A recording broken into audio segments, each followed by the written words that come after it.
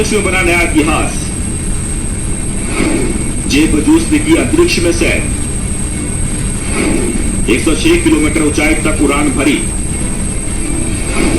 10 minute 10 second में किया अंतरिक्ष का सैर। अंतरिक्ष सैर करना हर किसी का सपना होता है। हर कोई अंतरिक्ष का नजारा अपनी आंखों से देखना चाहता है, लेकिन सैर वही करता है जिसके पास बेशुमार दौलत हो। और ऐसा ही कुछ कर दिखाया है अमेजन के मालिक जेफ बेजोस ने। दुनिया के सबसे अमीर व्यक्तियों में शुमार जेफ बेजोस ने अंतरिक्ष का सफर करके इतिहास रच दिया। उन्होंने ब्लू ऑरिजिन कंपनी के न्यू शेपर्ड कैप्सूल से समुद्र तल से 106 किलोमीटर ऊंचाई तक उड़ान भरी, जिसमें कुल 10 मिनट 10 सेकंड का वक्त लगा। इसकी लॉन्चिंग 20 जुलाई को शाम 6:45 पर हुई। वेस्ट टेक्सास के ब्लू ऑरिजिन लॉन्च साइट 1 से की गई। कैप्सूल ने चारों अंतरिक्ष यात्रियों को जीरो ग्रेविटी का आनंद करीब 4 मिनट तक दिलाया।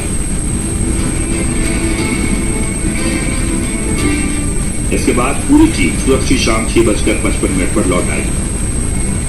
कैप्सूल से निकलने के बाद जेफ बेजोस ने रैली फंक को जोर से गले लगाया। इसके बाद जेफ ने कहा कि मेरे जीवन का सबसे बेहतरीन दिन था। बेजोस की इस बेजोड़ उड़ान के बाद स्पेस टूरिज्म के नए रास्ते खुलते नजर आ रहे हैं।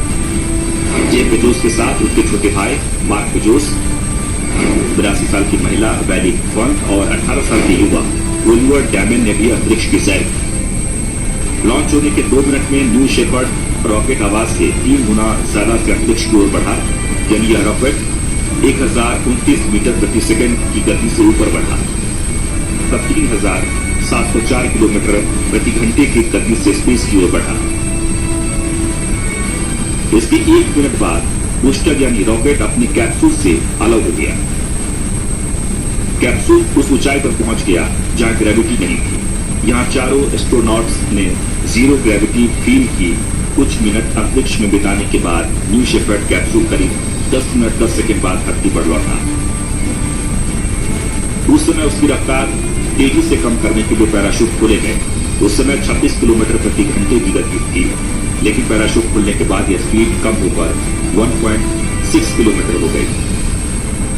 इसी धीमी रफ्तार में कैप्सूल ने जमीन पर लैंड किया, लेकिन पैराशूट खुलने के बाद यह स्पीड कम होकर 1.6 किलोमीटर हो गई और इसी धीमी रफ्तार में कैप्सूल ने जमीन पर लैंड किया। इन सभी लोगों ने ब्लू ऑरिजिन के इस विमान से उड़ान भरने के लिए जरूरी मापदंड पूरे किए थे। तो चलिए हम आपको बताते हैं कि अंतरिक्ष की यात्रा करने के लिए क्या क्या जरूरी होता है। कंपनी की वेबसाइट में दिए गए निर्देशों के मुताबिक न्यू शेपर्ड से अंतरिक्ष का सफर करने के लिए किसी भी व्यक्ति का कम से कम 18 साल का होना जरूरी है। यात्रियों की लंबाई 5 फीट से 6 फीट इंच के बीच होना चाहिए। उनका वजन 110 पाउंड से 223 पाउंड के बीच होना जरूरी है। 1.5 मिनट यानी 90 सेकेंड में 7 बार सीढ़ियां चढ़ और उतरकर अपनी फिटनेस दिखानी पड़ेगी। साथ ही 15 सेकेंड में अपनी सीट बेल्ट खोलना और बंद करना भी सीखना होता है। वहीं कैप्सूल में करीब 1.5 घंटे तक समय बिताना होता है। जानकारी के मुताबिक ब्लू ऑरिजिन कंपनी ने इस उड़ान के लिए किराए की जानकारी नहीं दी है। हालांकि कंपनी ने कुछ समय पहले जब इस उड़ान के लिए सीटों की बोली लगाई थी, तब एक शख्स ने $28 मिलियन यानी करीब 209 करोड़ रुपए की बोली लगाई थी। हालांकि शेड्यूल में कुछ दिक्कत होने के चलते उसने पहली उड़ान में जाने की योजना टाल दी थी। पता चला है कि वह ब्लू ऑरिजिन की अगली उड़ानों में अंतरिक्ष का सफर तय कर सकते हैं। जेफ बेजोस दुनिया में वो नाम है जो इस वक्त दुनिया के सबसे रईस व्यक्ति है। एक आंकड़े के मुताबिक जेफ बेजोस की वर्तमान संपत्ति अपोलो मिशन पर खर्च हुई कल रकम से भी ज्यादा है। एक आंकड़े के मुताबिक जेफ बेजोस की वर्तमान संपत्ति अपोलो मिशन पर खर्च हुई कुल रकम से भी ज्यादा है। बता दें कि इस वक्त जेफ बेजोस की अनुमानित संपत्ति $200 मिलियन है।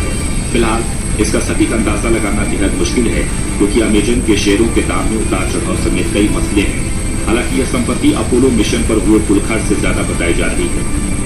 नासा के मुताबिक 1973 में अपोलो मिशन पर कुल $19.4 बिलियन खर्च हुए थे, जो आज की महंगाई के हिसाब से करीब $118.7 बिलियन होते हैं। अहम बात यह है कि ब्लू ऑरिजिन को उम्मीद है कि वह एक दिन चांद पर पहुंच सकते हैं, लेकिन उसके लिए उन्हें काफी रुपयों की जरूरत होगी।